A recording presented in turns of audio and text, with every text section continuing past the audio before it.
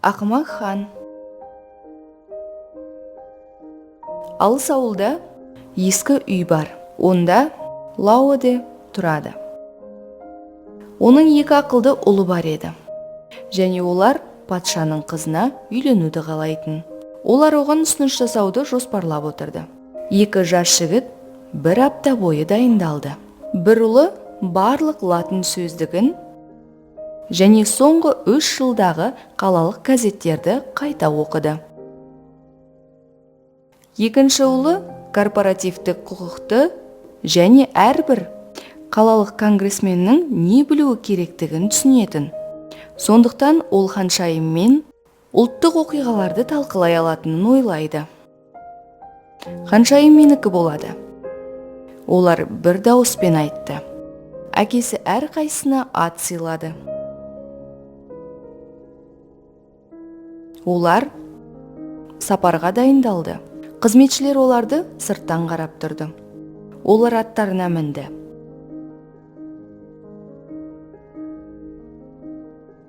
Кенеттен үшінші ұлы да шығады. Олар 3 ағайынды болғанымен, олар оны туған інісіндей қабылдамады. Себебі ол 2 үлкен ағасынан білімді емес еді. Көптеген адамдар оны ақымақ хан деп атайтын. Сенде қандай әдемі киім бар? Қайда барасың? Деп сұрады ол. Патша сарайына, патшаның қызына ұсыныс жасауға. О, жоқ, мен де баруым керек, деді ақымақ хан. Оның ағалары күлді. Әке, мен де ат алғым келеді, деді ақымақ хан. Менің шынымен үйленгім келеді. Мүмкін ханшайымда соны қалар. Егер қаламаса да, мен бәрібір барамын. Бос сөздер, деді әкесі. Мен саған ат бермеймін. Сен ханшайыммен сөйлесе алмайсың. Оған қалай ұнамақшысың? Сенің ағаларың өте ақылды. Егер маған ат бермесеңіз, деді ол, маған Билли атты ешкімді алып баруға рұқсат етіңіз. Мен ешкіге мініп барайын. Сөйтіп ол ешкімен шауып кетті. Жолда: сәлем, мен міне келдім, деді ол. Ол ән айта бастады. Бірақ оның ағалары оған жауап бермеді. Олар баяу және тыныш алға жүре берді. Олардың ойында қандай әдемі сөздерді айту ғана болған еді. Және оларды ойлаумен болды. Сәлем, ақымақ хан айқайлай. Мен жолдан бір нәрсе тауып алдым. Бір аға соған қарай. Сен өте ақымақ екенсің, деді ол. Неге оны жерден алдың? Мен оны ханшайымға сыйға тартқым келеді. Жақсы, өзің көр, деп олар күле шаба жөнелді. Сәлем, мен міне келдім. Қараңыздар, мен жолдан өте сирек кездесетін зат тауып алдым. Ағалары оның не тапқанын көру үшін қайта артқа бұрылды. Ақымақ хан, дей олар, бұл ескі ағаш аяқ киім, және аяқ киімнің үстіңгі бөлігі бұзылған. Сен шынымен оны ханшайымға апармақсың ба? Иә, апарамын, деді ол. Содан кейін екі ағасы қайтадан күлді. Сәлем, мен міне келдім, тағы да ақымақ хан дауыстап айқайлай. Бұл бұрынғыдан да әдемі екен.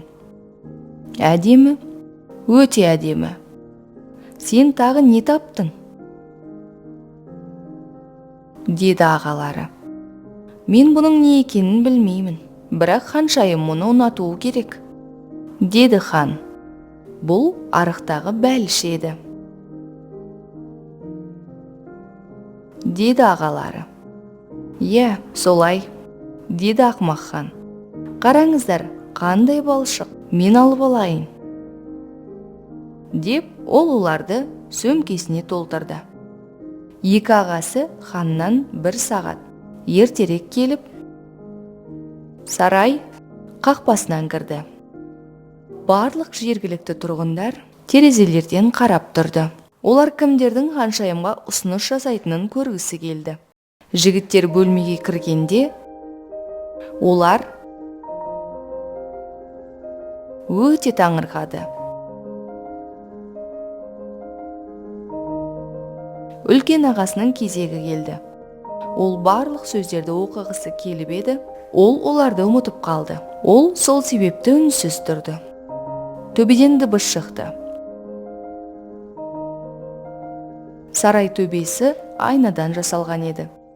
Ол өзін сол айнадан көре алды. Терезе маңында 3 хатшы мен сенатор тұрды.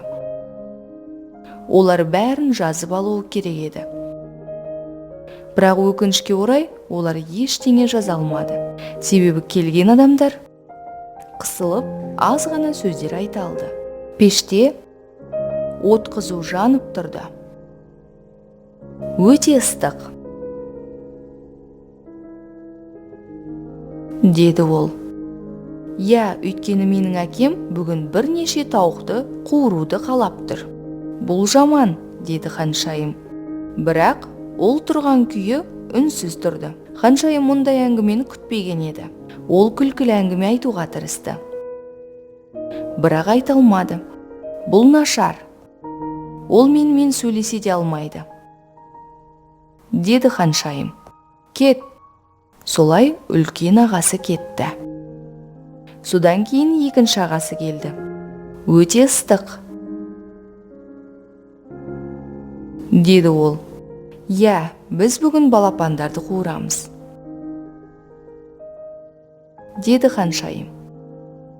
«Не?» деді екінші ағасы. Барлық хатшылар жаза бастады. «Не? Болмайды», деді ханшайым. «Кет». Ханның кезегі келді. Ол сарайға өзінің ешкісімен кірді. «Өте ыстық», деді ол. «Иә, өйткені мен балапандарды қуырамын», деді ханшайым. «Бұл өте жақсы», деді Ақымақ хан. «Онда мен қарғаны қуырамын». «Бірақ сен оны қалай қуырасың?» деді ханшайым. «Сенде қазан да, табақ та жоқ, менде бар», деп жауап бере хан. «Темір тұтқасы бар табағым, жерден тапқан ескі ағаш аяқ киімін шығарып, оған қарғаны салып қойды. Бұл жеуге жеткілікті», деді ханшайым. «Бізге соя соусы керек пе?» «Менің қалтамда бар», деді Ақымақ хан. «Мен аздап себемін». Ол қалтасынан балшық алып, кішкене септі. «Сенің сеп жатқан нәрсең мені күлдіруде», деді ханшайым. «Сен менің барлық сұрақтарыма жауап бере аласың. Сен көп сөйлей аласың. Сондықтан мен сені күйеуім ретінде алуға дайынмын. Бұл газетте жарияланады. Сенің барлық сөздерің жазылды». 3 хатшы мен кәрі сенаторды көріп тұрсың ба? Олар терезе жанында тұр еді. Кәрі сенатор ештеңе түсінбейді, деп ханшайым оны қорқыту үшін айтты. Және хатшылар күліп, сияны еденге төкті.